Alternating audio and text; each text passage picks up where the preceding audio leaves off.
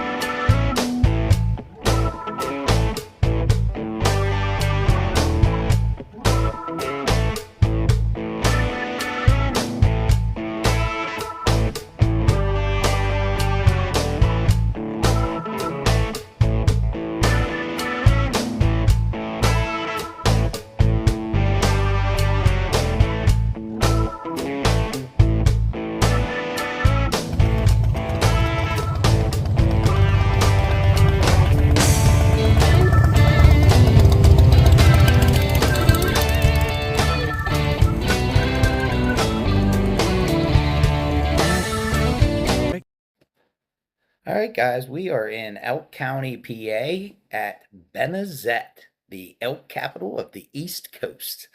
Benezette got its name, well, there's several stories, but I'll tell you my favorite. One of the original settlers' children went missing, and his name was Benny. They sent a Native American tracker to look for him. When the tracker returned, he said, "Benny's et, which meant eaten." They believe he was eaten by a bear, and over the years, Benny's et turned into Benezette. So, crazy story. But this area is now state game land. It's protected for wildlife and nature, and with the Quahanna wilds close by, the elk have actually roamed into there, and the area is about 1.5 million acres. It's actually larger than Yellowstone National Park. This is the visitor center here at Benezette. It's absolutely equally as beautiful. A lot of information in here, a lot of great folks. Got to come check it out. Wow.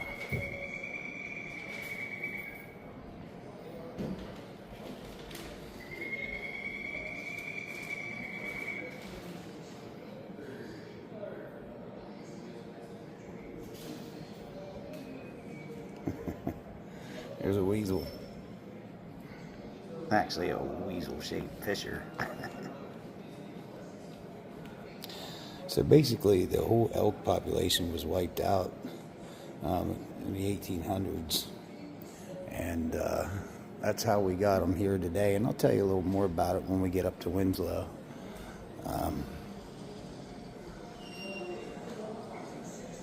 But we were ever able to rejuvenate them, and they're actually up to almost 1,500 elk in this area.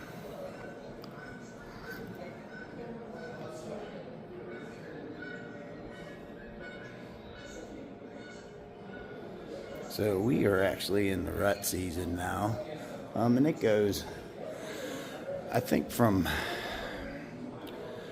middle of September to middle of October. So that's when they're super active. But look at that. What an amazing animal. And here's some nice rags. Look. I mean, unbelievable.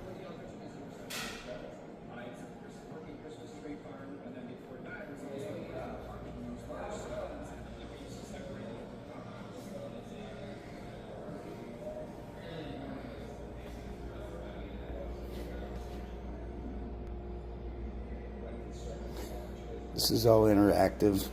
It tells you more about it, each one. So pre-1650, the forest of Pennsylvania wilds grew and changed with natural rhythms of earth. Nature was in perfect balance. The first Americans arrived in eastern North America about 12,000 years ago and lived in relative harmony with nature. Something we should be doing. Let's go to 1650 to 1750. Attracted by prospect of a better life in the New World, European settlers arrived in increasing numbers and began to exploit the vast resources. 50s to 1880. National Industrial Revolution hit full stride. The United States expansion reached all the way to the Pacific. The wood, coal, and other natural resources found in Pennsylvania wilds helped build a new nation. But it came at a cost.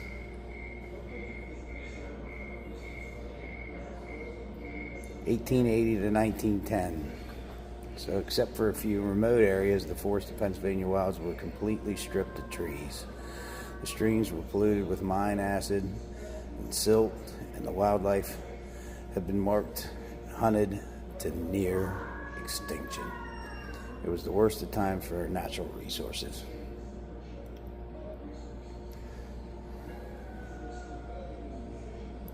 1910 to 1950.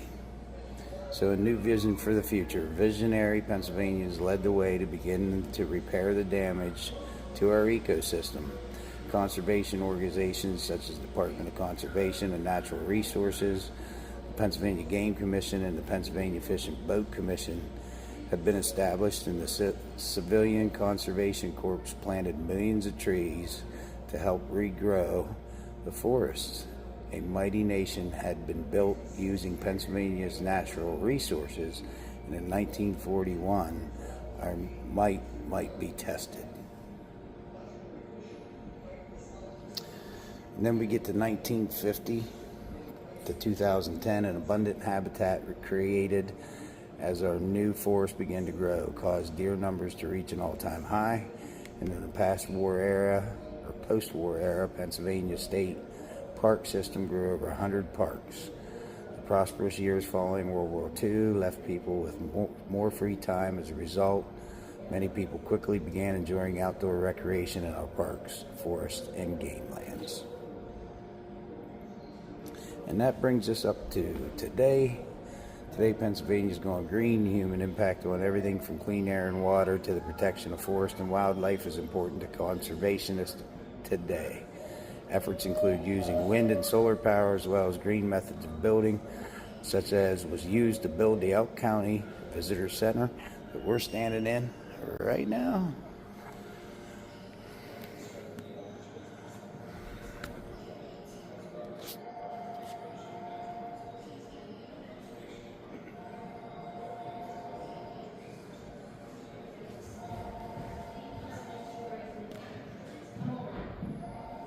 So I can't begin to tell you how beautiful this building is. So much information here.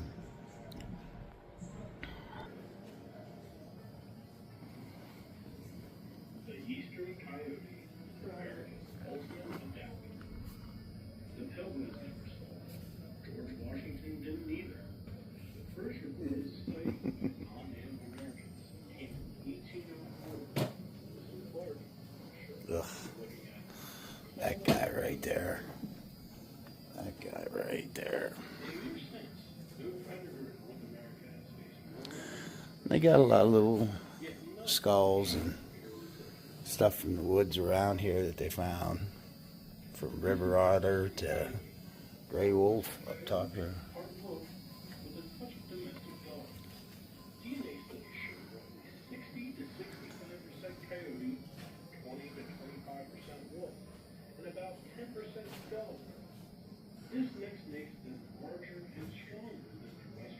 Look at the albino white-tailed deer.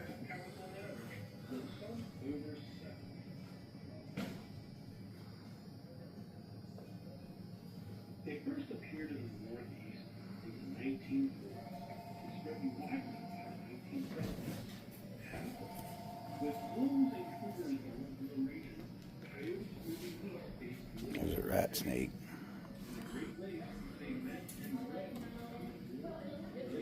He's a big boy.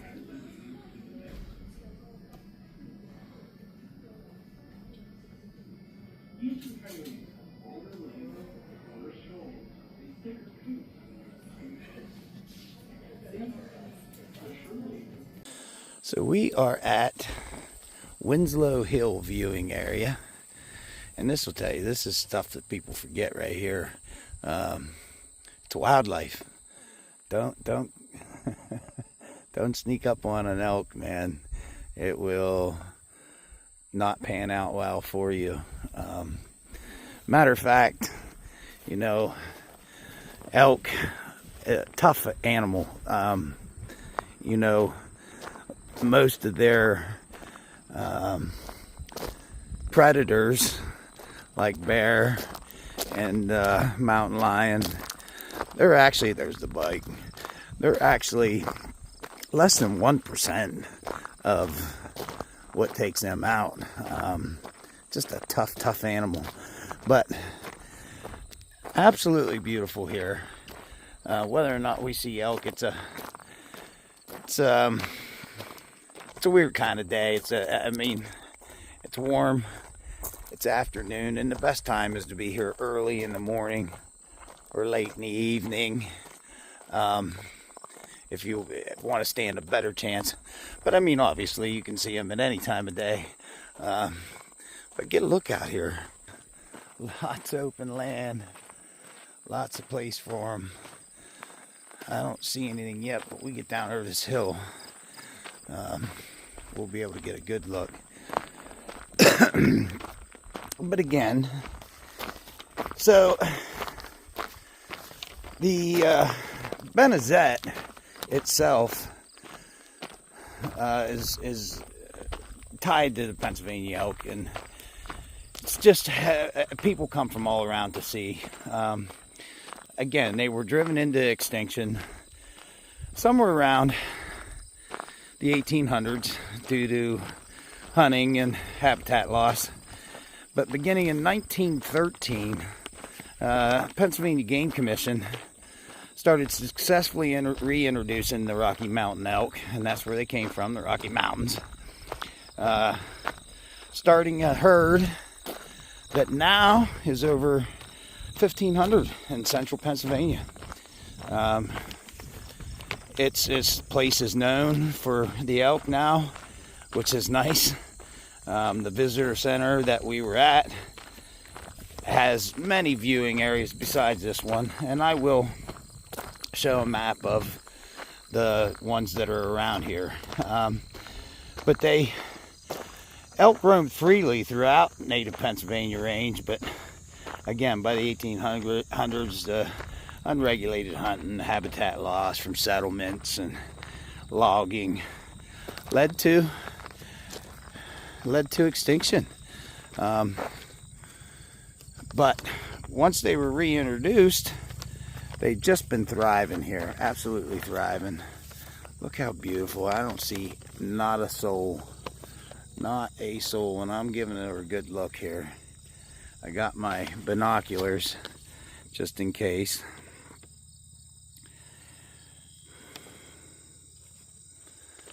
Wow. Yeah, I see nothing. But definitely worth the trip up here. There's so many camping areas. Plenty to do. Plenty to do. I'm going to try to get this. So here's a picture of what this area looked like with the strip mining.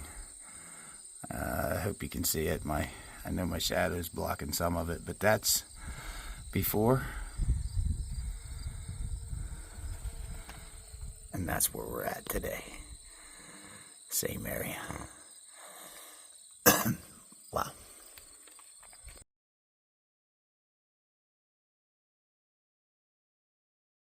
So this is super cool, guys. This is a 4D experience. It's a short movie, about 20 minutes. You can purchase tickets at the front desk at the visitor center, but it's a 4D, so like when it's snowing, it actually snows in there. When the elk are fighting, the seats rumble. It's a super cool experience. You got to take the time to go and do it. I totally enjoyed it. I was pretty much by myself in there, except for the statues down front, but they were pretty quiet and respectful. Got to check it out. It's great. 4D experience. The screen lifts up when the video's over. Takes you to a little outlook here with some glass.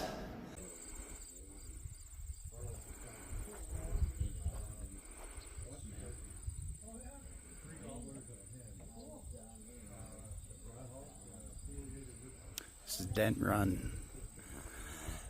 Again, nothing, no activity, but beautiful, right? They have a nice little viewing shack right here with handicap access, I must say.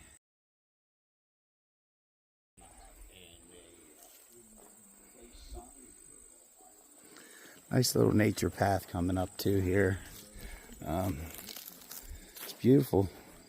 It's beautiful in PA, man. That's for sure.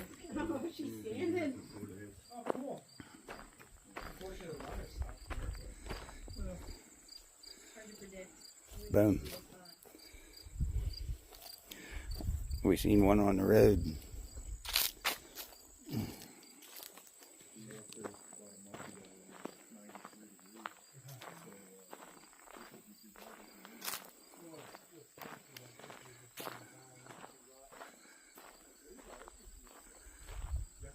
Looks like a good tree for a woodpecker. Well, listen, I'm giving it 100% effort. And again, you know, the viewing times, best time is like the first hour of daylight and the last hour of daylight. So that's the best time to catch them. They actually have at the visitor center, they sell tickets for a hay wagon ride in the evening at prime viewing times. I think it's like 5:45 is when they leave out, and it's about a 45-minute ride. Be worth the trip. I've never had the chance to experience it, but I'm sure it's absolutely amazing because, again, we are right in the thick of things. I mean, right in the middle of this parkland that was set aside for the elk. And I want to tell you, no hunting here. They're completely safe, and they absolutely know it. But trust me when I tell you, do not get close. Don't test them, and especially this time of year with the rut. That's when they're going to be most aggressive. So please use caution. All right, but listen, no matter where you go, just driving around here, there's just, I mean, you could see them standing along the road. You never know. Along the scenic drive, and they do have a scenic drive that I took on my bike. I wish I could give you some film from that, but that's all it would be, just bouncing down the road. I got to get a better camera for that. But beautiful scenic drive. And again, so much to do here in Benezette, PA. And just enjoy the nature and the wildlife. Look at this mountain. Look how beautiful. And like I said, the leaves are getting ready to change up.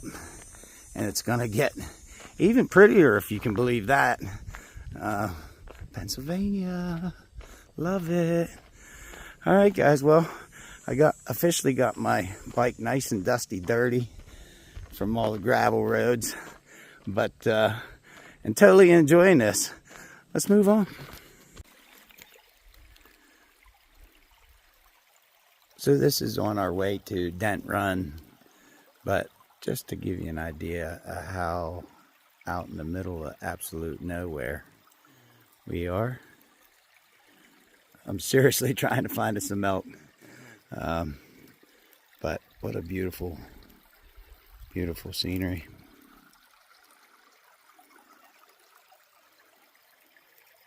This river is barely running, and everything's so brown and dry.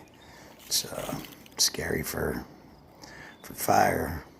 Wildfires are bad, and especially this time of year.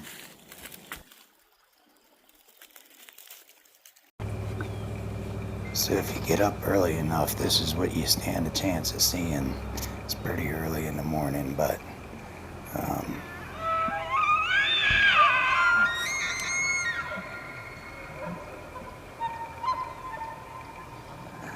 that was awesome.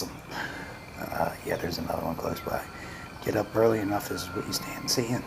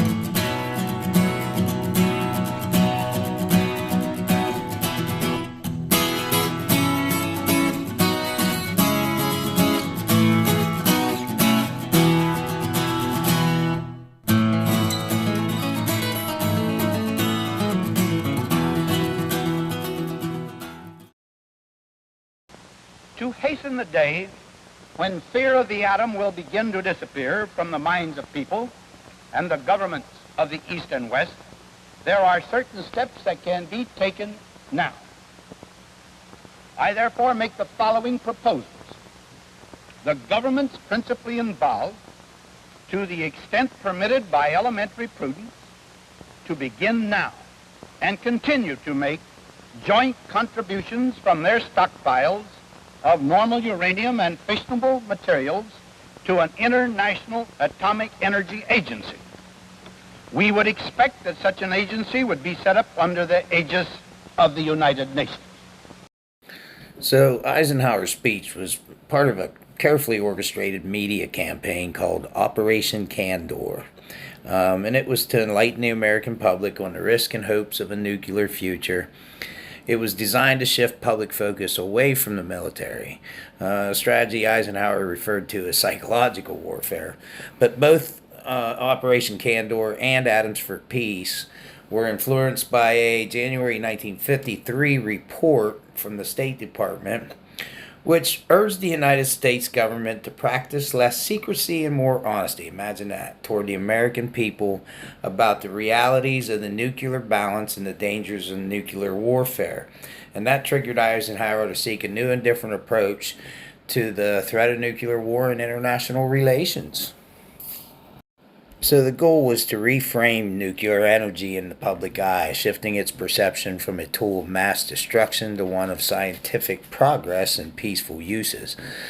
So this led to new contracts and refunding for private companies to research peaceful nuclear technologies. So that brings us to where we are, the Quahanna project. We're in the Quahanna wilds now. Which is really about 19-20 miles from where we were in Benezette.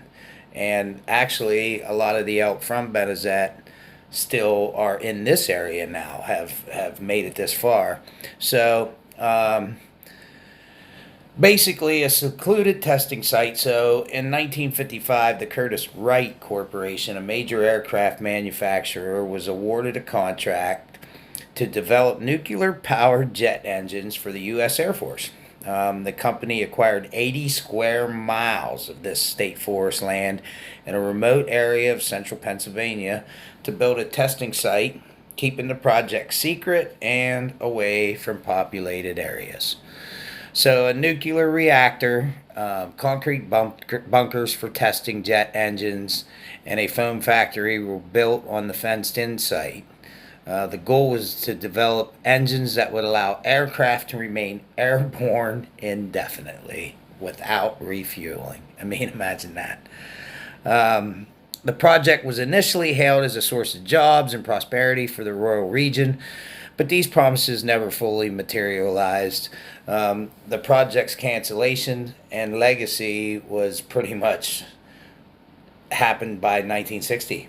The Air Force had abandoned the idea of nuclear-powered aircraft and canceled the contracts with Curtiss-Wright, and it ended its operations in the Quahanna area in 1962. The state reacquired the land and created the Quahanna Wilderness Area, now the Quahanna Wilds. And you know, the terrible thing about it was that, you know, when they shut down, the project left behind radioactive and toxic waste that required years of remediation. And, you know, it said that a lot of it was buried very shallow, and there's really no records of locations of burials, or, I mean, poor records were kept, I'm sure, on purpose. But now, today, there's nothing left but a couple of the bunkers and some wilds taken over where this factory used to be.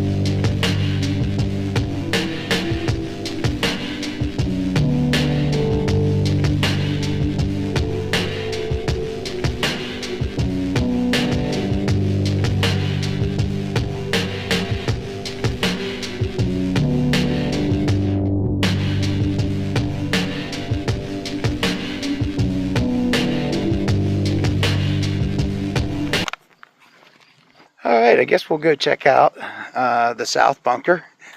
And from what I know, it was actually covered up. They put a dirt mound over top of it. And that was done when when they were trying to make a bat habitat. But we'll get out and take a look at that.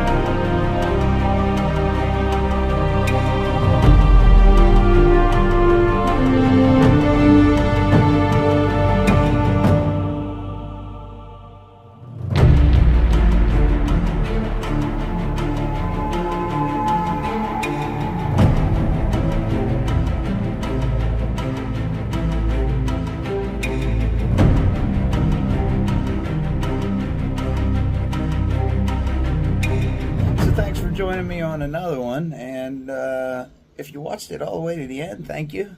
Give me a like and a subscribe. I appreciate it. It helps me greatly. And leave me a comment. I will absolutely answer everybody. Thanks again. See you on the next one.